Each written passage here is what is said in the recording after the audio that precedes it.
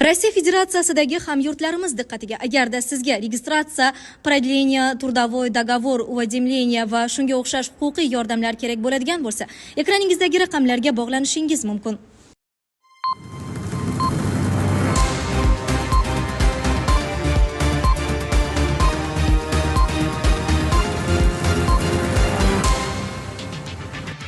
Kunning muhim va dolzarb yangiliklari bilan dunyo yangiliklari o'z ishini boshladi. Putin Qozonga hujum uchun Ukrainaga qat'iy javob qaytarishini aytdi. Ramzan Qodirov faxriy jurnalist bo'ldi. Fidan Damashqda Jo'loni bilan uchrashdi.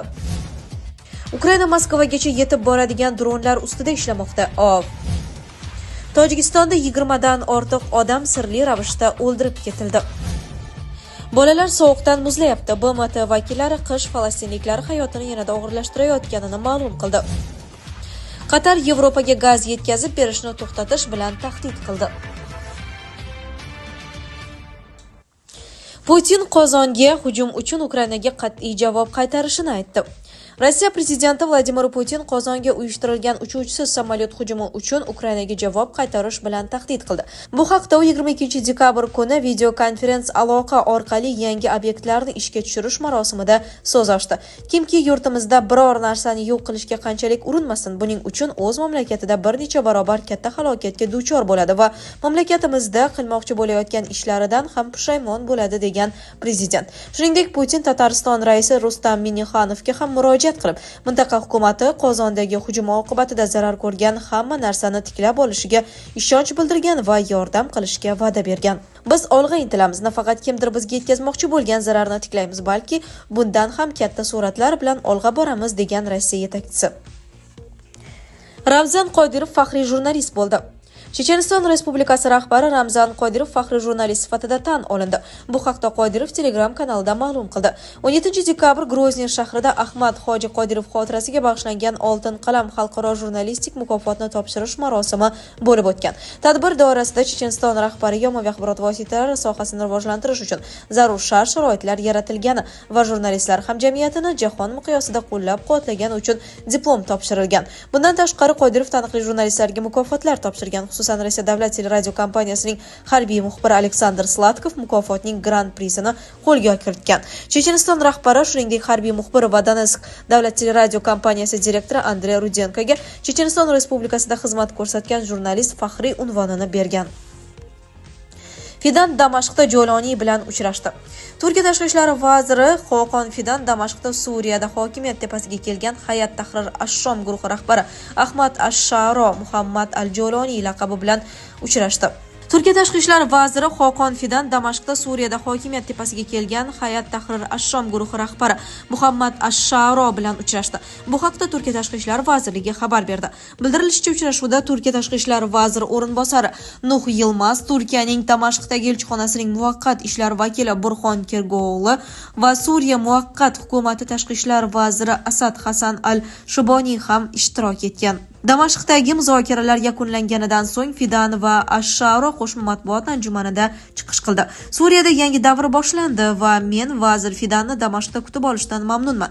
Suriya kelajagi bilan bog'liq muammolar va masalalarni batafsil muhokama qildik. Biz hukumatning kelgusidagi faoliyati haqida gaplashdik. Xususan, Mudofaa vazirligining ahamiyati va qurol faqat davlat nazoratida bo'lishi kerakligini ta'kidladik. Davlatdan boshqa hech bir guruh qurolga ega bo'lmasligi kerak. Bizning nazoratimiz ostidagi yoki YPG nazorat ostidagi hududlarda hech bir guruhning qo'lida qurol bo'lishini qabul qila olmaymiz, dedi Ahmad ash-Sharo. Shuningdek, u inqilobning boshidanoq Turkiya Suriya xalqini qo'llab-quvvatlaganini ta'kidladi. Ash-Sharo Turkiya va Suriya o'rtasidagi strategik aloqalarning qanday rivojlanganini ham muhokama qilganliklarini bildirib, ikki davlat o'rtasidagi siyosiy, iqtisodiy va ijtimoiy strategik aloqalarga e'tibor qaratdi. O'z navbatida Xoqon Fidan Suriyadagi eng og'ir va qorong'u davr ortda qolganini va bundan yaxshi zamonlar kelishini ta'kidladi.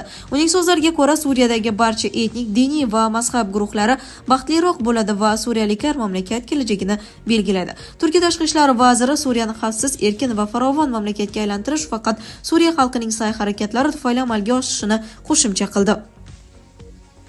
Ukraina Moskvagacha yetib boradigan dronlar ustida ishlamoqda. Ukraina kelajakda G'arb yordamida muammolar yuzaga kelishi mumkinligi fonida o'z raketa sanoatini rivojlantirmoqda. Ishlab chiqarilayotgan raketalardan biri Trembitadir. Bu haqda The Economist xabar berdi. Trembita 400 km/soat tezlikda erishishi mumkin va 200 km masofani uchib o'ta oladi.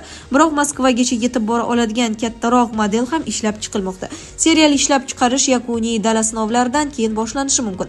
E'tiborli jihati shundaki, odatda qurolni loyihalashdan jang maydoniga yetkazishgacha ko'p yillar ketsa-da, ishlab chiqaruvchilar bunday natijaga atigi 1,5 yilda erishadi.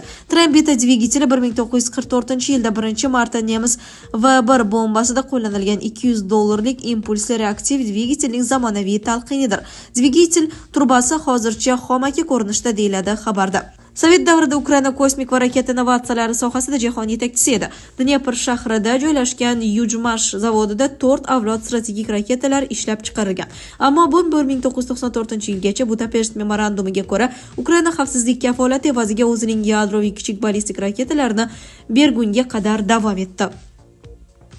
Tojikistonda 20 dan ortiq odam sirli ravishda o'ldirib ketildi. Tojikistonning So'g'di viloyati Kanibodom tumanida 20 dan ortiq kishi sirli ravishda o'ldirib ketildi. Bosh prokuratura qotillikda gumonlanib 4 kishi hibsga olinganini ma'lum qildi. Bu haqda Sputnik Tojikiston xabar berdi. Bir necha oilalarni o'ldirishda gumonlanayotgan shaxslarga nisbatan jinoyat ishlari qo'zg'atilgan. Qamoqqa olingan 4 tala shaxs ham 26 yoshdan 36 yoshgacha bo'lgan erkaklar bo'lib, ular Kanibodomning Gulbog', Loluxti va Hamrabay qishlog'i jamoatlarida tug'ilgan. Prokuratura tergovchilarining ishi mamlakat rahbariyati tomonidan bevosita nazorat etilayotgani va tergov davom etayotganini ta'kidladi.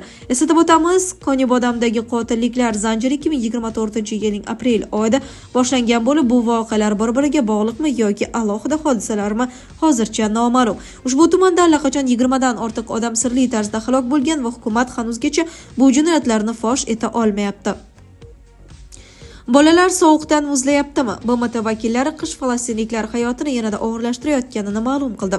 G'azoda davom etayotgan harbiy harakatlar va qishki jalalar odamlar turmushini yana og'irlashtirib, ularga ocharchilik xavfini solishda davom etmoqda. Birlashgan Millatlar Tashkilotining insonparvarlik tashkilotlari vakillari ta'kidlashicha, G'azo butun boshli qabristonga aylanib qolgan.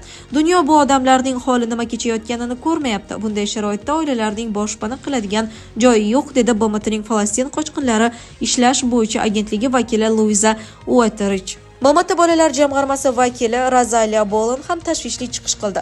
U sektordagi oziq-ovqat inqirozining ko'lamiga e'tibor qaratib, ayollar va bolalarning 96% dan ortig'i to'yib ovqatlanmasligini ma'lum qildi. Odamlar nafaqat jismoniy, balki ruhiy azob-uqubatlarni ham boshdan kechirmoqda. Bolalar sovuqdan muzlashyapti, yomg'irda ivishyapti, oyoq yalang yuribdi. Men haligacha yozgi kiyimda yurgan ko'p bolalarni ko'ryapman. Ovqat pishirishga gaz uzilganidan so'ng ko'pchilik bolalar o'tin uchun chiqindilar orasida plastik terishga majbur bo'lyapti, dedi u. Kuchli yomg'irlar davom etishi haqidagi prognozlarni hisobga olib, Uetrich G'azo aholisini qo'llab-quvvatlash uchun hududga yordam yetkazish o'ta muhimligini ta'kidladi. Chunki G'azo aholisi Isroil bombardimonlari tufayli o'z uylarini qayta-qayta tark etishga majbur bo'lmoqda. Ularda yomon ob-havodan himoyalanish uchun zarur vositalar yo'q. Ko'pchilik matodan qilingan chodirlar ostida yashirinmoqda. Ularning hatto suv o'tkazmaydigan boshpanalari ham yo'q. Bu yerdagi binolarning 69% zarar ko'rgan yoki butkul vayron bo'lgan, dedi u. Qatar Yevropaga gaz yetkazib berishni to'xtatish bilan tahdid qildi. Yevropa ittifoqining korporativ barqarorlik direktivatsiyasi Dohada norozilikni keltirib chiqardi. Qatar energetika vaziri va Qatar Energy kompaniyasi rahbari Saad Al-Kabning so'zlariga ko'ra, Yevropa ittifoqi davlatlari inson huquqlarini buzgani yoki atrof muhitga zarar yetkazganlik ayblovlari bilan amirlikda jarimaga tortsa, shunday holat sodir bo'lishi mumkin. Financial Times ma'lumotlariga ko'ra, hujjat Yevropa ittifoqi mamlakatlarini kompaniyalar uglerod chiqindilari, inson huquqlari va mehnat huquqlari bo'yicha Yevropa ittifoqi talablariga rioya qilmasa, ularga butun dunyo bo'ylab yillik daromadlarning 5% gacha jarima solishga majbur qiladi. Agar Yevropaga borib daromadimning 5% ni yo'qotsam, u yerga bormayman. Qatar Energy'ning 5% daromadi Qatar davlati daromadining 5% ni bildiradi. Bu xalqning puli. Menimcha, hech kim bunday tarzda pullarni yo'qotishga rozi bo'lmaydi, dedi Al-Kabi Financial Times nashriga bergan intervyusida. Sizlarga yetkazmoqchi bo'lganlarimiz shulardan iborat edi. Dunyo yangiliklaridan uzoqlashmang.